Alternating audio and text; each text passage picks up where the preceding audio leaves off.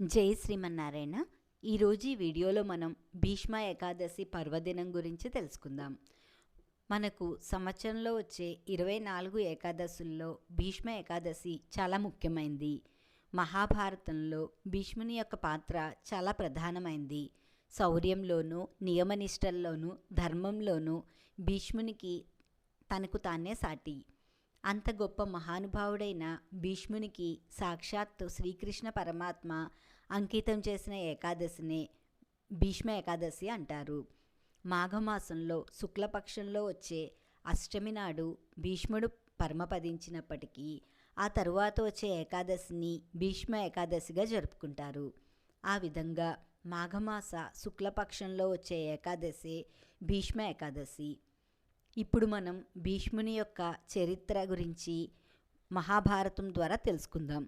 పూర్వము సంతన మహారాజు గంగాదేవిని వివాహం చేసుకోవాలి అనుకోగా, గంగాదేవి తనను వివాహం చేసుకున్న తరువాత తనకు ఎదురు చెప్పకూడదన్న షరతుతో సంతన మహారాజుని వివాహం చేసుకుంది. ఆ తరువాత వారికి జన్మించిన 7 సంతానంను నీటిలో పడవేయగా సంతనుడు గంగాదేవికి ఎదురు చెప్పలేదు. ఆ తరువాత 8వ సంతానమైన భీష్ముణ్ణి కూడా నీటిలో పడవేస్తుండగా ఇక సంతన మహారాజు సహించలేక గంగాదేవి నుండి భీష్ముణ్ణి తీసుకొనగా గంగాదేవి సంతన మహారాజును వదిలి వెళ్ళిపోయింది. ఆ విధంగా గంగాదేవి సంతన మహారాజుకి కలిగిన 8వ సంతానమే భీష్ముడు. ఇతను పూర్వజన్మలో అష్టావసువుల్లో ఆఖరివాడు. భీష్ముని అసలు పేరు దేవవ్రతుడు. భీష్ముడు పెరిగి పెద్దయిన తరువాత సంతన మహారాజు సత్యవతి అనే మత్స్యకన్యను వివాహం చేసుకోవాలని నిశ్చయించుకోగా, సత్యవతి తండ్రి షరతు మీదట భీష్ముడు తన తండ్రి సంతన మహారాజు కొరకు వివాహం చేసుకోకుండా ఆజన్మ బ్రహ్మచారిగా ఉంటానని ప్రతిజ్ఞ చేశాడు.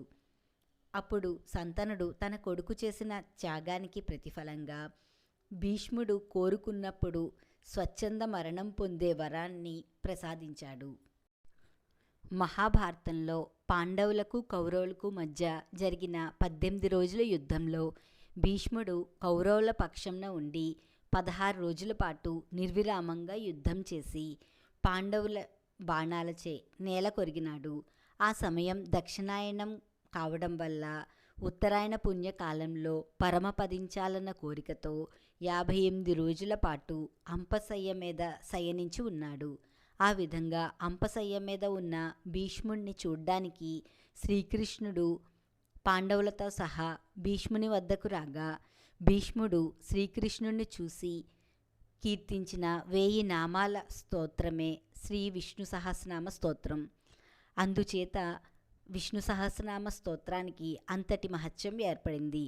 అంతేకాకుండా ధర్మరాజు సందేహాలను తీర్చడానికి శ్రీ విష్ణు సహస్రనామ స్తోత్రం యొక్క ఉపోద్ఘాతమును కూడా భీష్ముడు బోధించాడు. మాఘమాస శుక్లపక్ష అష్టమి నాడు భీష్ముడు శ్రీకృష్ణ పరమాత్మలో ఐక్యమైనాడు. అందుచే ఆ తర్వాత వచ్చే ఏకాదశిని భీష్మ ఏకాదశిగా శ్రీకృష్ణుడు తెలియచేసి ఈ ఏకాదశి నాడు ఉపవాసంతో పాటు శ్రీ విష్ణు సహస్రనామ స్తోత్రంను పఠించిన వారికి జన్మజన్మ పాపాలు తొలగిపోయి ఆయువు ఆరోగ్యం కలుగుతుందని తెలియచేశాడు. ఈ విధంగా మాఘమాస శుక్లపక్ష ఏకాదశిని భీష్మ ఏకాదశిగా శ్రీకృష్ణుడు భీష్మునికి అంకితం చేశాడు. అందుచేత భీష్మ ఏకాదశికి ఇంతటి ప్రాధాన్యత ఏర్పడింది. అందుచే మనందరం కూడా భీష్మ ఏకాదశి నాడు ఉపవాసము, శ్రీ మహావిష్ణువుని పూజించడంతో పాటు శ్రీ విష్ణు సహస్రనామ స్తోత్రంను పారాయణం చేయడం ద్వారా శ్రీ మహావిష్ణువు యొక్క అనుగ్రహాన్ని పొందవచ్చు. ఈ వీడియో మీకు నచ్చితే నా వీడియోని షేర్ చేయండి, లైక్ చేయండి. ఇలాంటి మరిన్ని ఆధ్యాత్మిక వీడియోలు చూడాలంటే దయచేసి నా ఛానల్ని సబ్స్క్రైబ్ చేయండి. ఈశ్వరి గుడిమెట్ల.